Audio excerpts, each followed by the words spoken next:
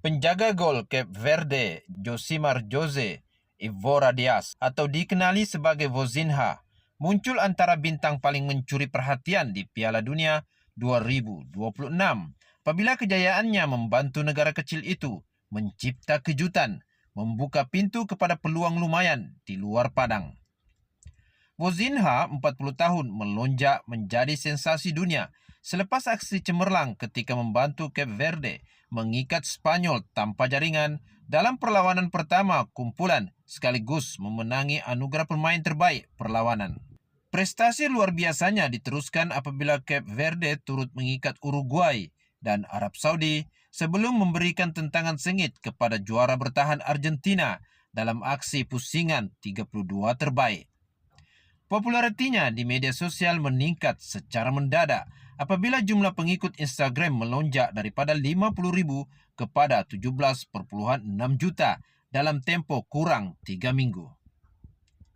Ejen sukan terkenal Amerika Syarikat Lex Stenberg berkata kejohanan seperti Piala Dunia sering menjadi pentas yang mengubah atlet yang sebelum ini tidak dikenali menjadi bintang bertaraf dunia.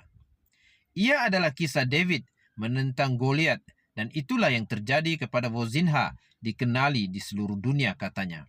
Menurut Stenberg, peningkatan mendadak populariti itu membuka peluang besar kepada Vozinha untuk menjana pendapatan menerusi media sosial, penjanaan komersial serta pelbagai kempen pengiklanan.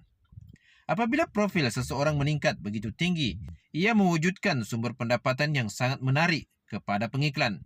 Dia boleh menjana pendapatan melalui Instagram, YouTube, dan pada masa sama menerima tawaran iklan daripada pelbagai jenama seperti otomotif, pakaian serta produk pengguna, katanya. Vozinha yang kini berstatus ejen bebas selepas kontraknya bersama klub Division 2 Portugal, Chaves, berakhir, mengakui dia terbuka menerima sebarang tawaran bagi meneruskan karirnya.